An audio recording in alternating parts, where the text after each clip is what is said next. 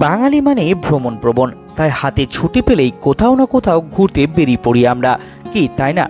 বাঙালিদের কাছে তারাপীঠ একটি জনপ্রিয় স্থান এবং হিন্দুদের কাছে অত্যন্তই পবিত্র তীর্থস্থান। আপনার হাতে যদি এক রাত্রি দুদিন সময় থাকে তাহলে তারাপীঠ, আডলা, বিচন্দ্রপুর, নলহাটি, মুলুটি সাথে মল্লারপুর আপনাদের ঘুরিয়ে দেখাবো। কি করে ঘুরবেন, কিভাবে প্ল্যান করবেন, কিসে ঘুরবেন, কোথায় খাবেন, কোথায় থাকবেন, সমস্ত তথ্য জানতে পারবেন এই ভিডিওটির মাধ্যমে। আশা করি এমন ভিডিও ইউটিউবে আর কোথাও পাবেন না, তবে চেষ্টা করবেন যেন অযথা কোথাও সময় নষ্ট না হয়। তাহলে চলুন আজ এই পর্ব স্টার্ট করা যাক। তবে তার আগে আপনাদের কাছে আমার ছোট্ট অনুরোধ, আপনি যদি আমার এই চ্যানেলে নতুন হয়ে থাকেন তাহলে অবশ্যই চ্যানেলটিকে সাবস্ক্রাইব করে নেবেন। সবার প্রথমে আপনাদের ঘোরার প্ল্যানটা দেখাই, বাদবাকি তথ্য আপনাদের ভিডিও শেষে দেখাচ্ছি। চলুন সবার প্রথমে ঘোরার প্ল্যানটা দেখে নিই।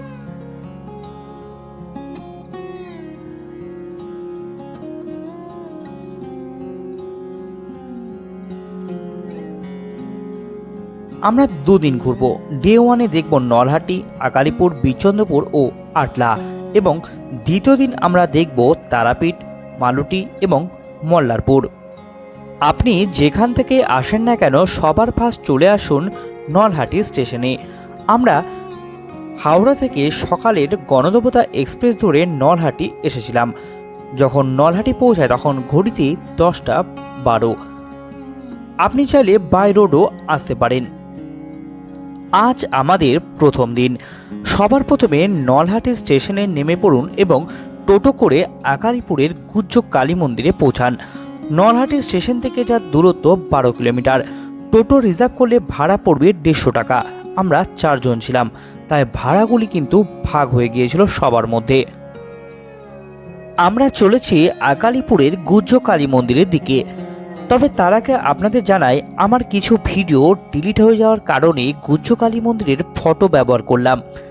এই গুজ্জ কালী মন্দিরের একটি ডিটেলস ভিডিও রয়েছে চ্যানেলে, ডেসক্রিপশনে লিঙ্ক দেওয়া রয়েছে, দেখে নেবেন। এই মা নাকি বাচ্চার জন্ম দেয়। এই মা ভীষণই জাগ্রত। এই মূর্তিটি নাকি মহাভারতের জরাসন্ধ পুজো করতেন। মন্দিরটি 1775 সালে মহারাজা নন্দকুমার কর্তৃক প্রতিষ্ঠিত হয় এই মূর্তিটি। এছাড়াও শোনা যায় এই মূর্তিটি নাকি লর্ড ওয়ারেন হেস্টিং লন্ডনে নিয়ে যেতে চেয়েছিলেন। মন্দিরটির সাথে নানা কাহিনী জড়িত রয়েছে। বিশদ জানতে ডেসক্রিপশন বক্সে যে লিঙ্ক দেওয়া রয়েছে সেখান থেকে দেখে নিতে পারেন। মন্দিরটি প্রতিদিন সকাল 8টা থেকে 11টা ও বিকেল 4টা থেকে রাত্রি 8টা পর্যন্ত খোলা থাকে। এরপর চলে আসুন নলহাটিতে অবস্থিত নলাটেশ্বরী মন্দিরে। এটি 51 সতীপীঠের এক পীঠ। এখানে মা সতীর গলার নলি বা কণ্ঠনালী পড়েছিল। এখানে প্রতিষ্ঠিত দেবীর নাম শেফালিকা ও ভৈরব হলেন যোগীশ। এক সময় এই স্থান ছিল ঘন জঙ্গলে ঢাকা।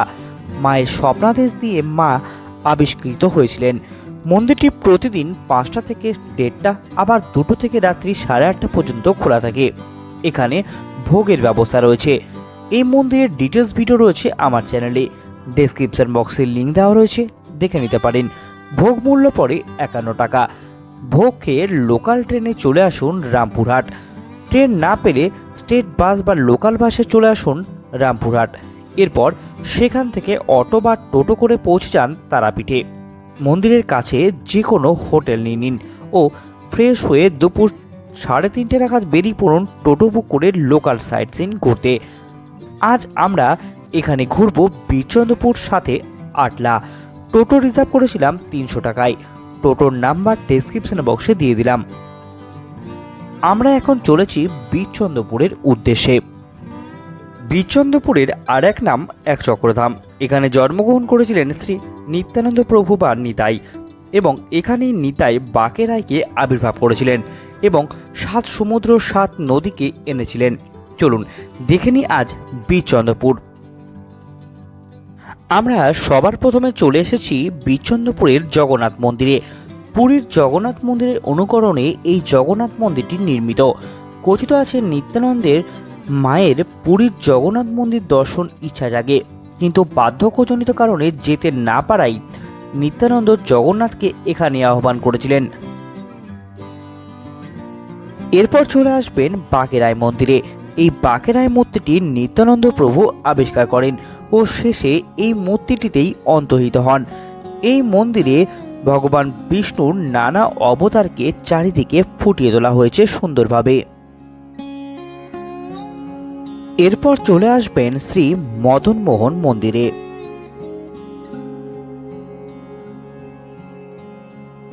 এরপর চলে আসুন কর্দমখণ্ডী মন্দিরে। এখানে নিতাই খেলা করতেন। এরপরে চলে আসুন ইস্কন মন্দিরে। এখানে ভোগ খাবার ব্যবস্থা আছে এবং থাকার জন্য রুমেরও ব্যবস্থা রয়েছে। আপনি চাইলে এখানেও থাকতে পারেন এবং তারাপীঠেও থাকতে পারেন। এই ইস্কন মন্দিরটি মায়াপুরের ইস্কন মন্দির দ্বারা পরিচালিত। এরপর চলে আসবেন নিতাই বাড়িতে। এই স্থানে জন্মগ্রহণ করেছিলেন শ্রী নিত্যানন্দ প্রভু। যে জায়গায় নিত্যানন্দ প্রভু জন্মগ্রহণ করেছিলেন সেই জায়গাটি শ্রুতিকা গৃহ নামে পরিচিত।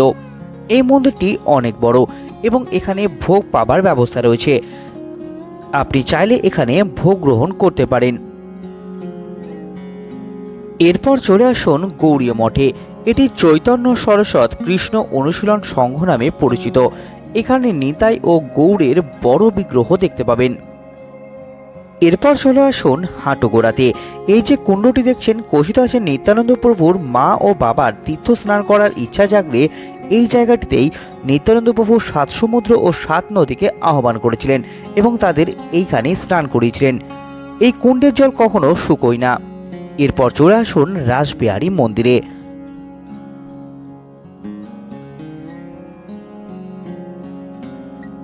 এরপর চলে আসুন পাণ্ডবদের অজ্ঞাতবাসের জায়গা দেখতে। এই জায়গার ভিডিও করা নিষেধ রয়েছে, তাই আপনাদের দেখাতে পারলাম না। বিচন্দ্রপুরের সমস্ত জায়গার ডিটেলস ভিডিও রয়েছে আমার চ্যানেলে, ডেসক্রিপশন বক্সে লিঙ্ক দেওয়া রয়েছে, সেখান থেকে দেখে নিতে পারেন। বিচন্দ্রপুর ঘুরে আমরা এবার এগিয়ে চললাম আটলার উদ্দেশ্যে। এরপর চলে আসুন বামাখ্যাপার ভিটে বাড়িতে। কথিত আছে এই গৃহে জন্মগ্রহণ করেছিলেন সাধক বামাখ্যাপা। এর পাশে রয়েছে স্মৃতি মন্দির এবং তার পাশেই রয়েছে বামাখ্যাপার প্রথম সাধন ক্ষেত্র, যেখানে বড় মায়ের দর্শন পেয়েছিলেন বামাখ্যাপা। এছাড়াও আরও কয়েকটি মন্দির এখানে দেখতে পাবেন।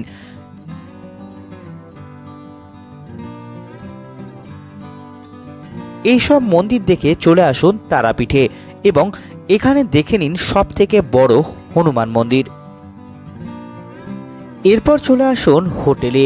ফ্রেশ হয়ে টিফিন করে নিন এবং পায়ে হেঁটে ঘুরে নিতে পারেন রাত্রে তারাপীঠের মহাশ্মশান এবং তাড়াতাড়ি খাবার খেয়ে শুয়ে পড়ুন। আজ আমাদের ভ্রমণের দ্বিতীয় দিন। সকাল সকাল উঠিয়ে সবার প্রথমে 6টা থেকে 6:30টার মধ্যে চলে আসুন তারাপীঠ মন্দিরে পুজো দেবার জন্য। মন্দিরে 5টায় খুলে যায়। মন্দিরে কিন্তু প্রচণ্ড ভিড় হয়, তাই যত তাড়াতাড়ি যাবেন তত তাড়াতাড়ি পুজো দিতে পারবেন। মন্দিরে ভিআইপি লাইনেরও ব্যবস্থা রয়েছে। মন্দিরে বলির প্রচলন রয়েছে। মন্দিরের ভিতরে অনেক মন্দির দেখতে পাওয়া যায়, তার মধ্যে অন্যতম হল শিব, গণেশ এবং নারায়ণ। এই মন্দিরে পুজো দেওয়ার পর চলে আসবেন তারাপীঠ মহাশ্মশানে। এখানে দেখে নিন বামাখ্যাপার সমাধিক্ষেত্র।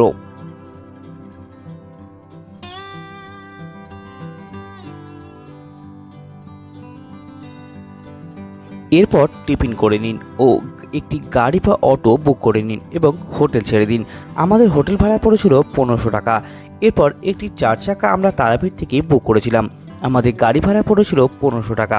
সবার প্রথমে চলে আসুন মালুটিতে।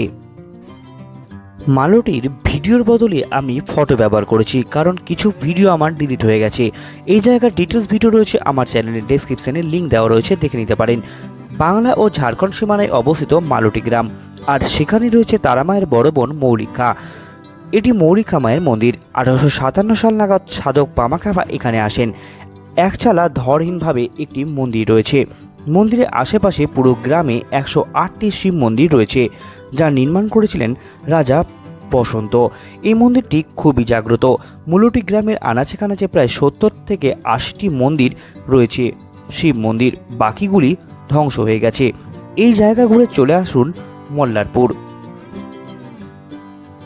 আমরা চলে এসেছি মল্লারপুরের জাগ্রত শিব মন্দিরে। এই মন্দিরে দেখতে পাবেন কৃষ্ণানন্দ আগমবাসীর জীবন্ত সমাধিক্ষেত্র। শিব মন্দিরটি চারচালা শৈলীতে নির্মিত এবং পোড়ামাটির কাজ ব্যবহার করা হয়েছে।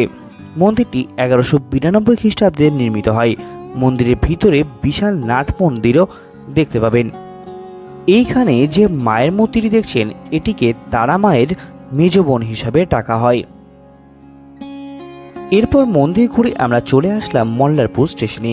আমাদের বাড়ি ফেরার পালা। মল্লারপুর স্টেশন থেকে 13022 জয়নগর হাওড়া এক্সপ্রেস ধরে আমরা বাড়ি ফিরেছিলাম দুপুর 3:12 নাগাদ। আপনারা এমন করে ঘুরতে পারেন।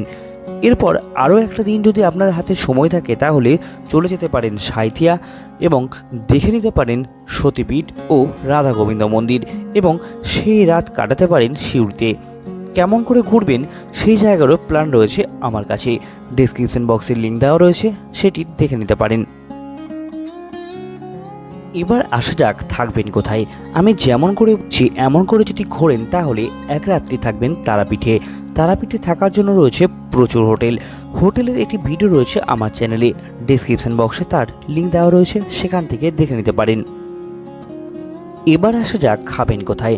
আমরা ডে 1 যেদিন গিয়েছিলাম সেদিন টিফিন সেরে নিয়েছিলাম ট্রেনে এবং দুপুরে ভোগ খেয়েছিলাম নলাটেশ্বরী মন্দিরে, রাত্রে তারাপীঠের হোটেলে এবং ডে 2 টিফিন করেছিলাম তারাপীঠে। দুপুরে ভোগ প্রসাদ খেয়েছিলাম মৌলিকা মায়ের মন্দিরে। আপনি চাইলে বাইরের হোটেলেও খেতে পারেন। সব জায়গাতেই মোটামুটি হোটেল আপনি পেয়ে যাবেন খাবারের জন্য। আমরা 4 জন ছিলাম, তাই সেই খরচ আমরা 4 জনের মধ্যে ভাগ করে নিয়েছিলাম। এখানে একজনের খরচ আপনাদের দেখানো হলো। একজনের ট্রেন ভাড়া আসা যাওয়া মিলে 180 টাকা, একজনের গাড়ি ভাড়া পড়েছিল 488 টাকা, একজনের হোটেল ভাড়া পড়েছিল 375 টাকা, একজনের খাওয়া দাওয়া 500 টাকা, এক্সট্রা আরও খরচ হয়েছিল আমাদের 100 টাকার মতন, টোটাল 1643 টাকা। অর্থাৎ ধরি একজনের মাথাপিছু খরচ হয়েছিল 1700 টাকা করে। আপনারা যতজন যাচ্ছেন তার উপরে আপনাদের খরচ নির্ভর করবে। এই ভিডিওর মাধ্যমে দেখানো প্রত্যেকটি জায়গার আলাদা আলাদা ভিডিও রয়েছে আমার চ্যানেলে, যাবার আগে অবশ্যই দেখে নেবেন, তাহলে সেই জায়গা সম্পর্কে একটা ধারণা লাভ করবেন, যার প্রত্যেকটি লিঙ্ক ডেসক্রিপশন বক্সে দেওয়া রয়েছে। সাথে ভিডিওটি কেমন লাগলো জানাবেন, সাথে লাইক ও শেয়ার করবেন এবং আপনি যদি আমার এই ছোট্ট চ্যানেলে নতুন হয়ে থাকেন তাহলে অবশ্যই চ্যানেলটিকে সাবস্ক্রাইব করে নেবেন। নমস্কার, ধন্যবাদ।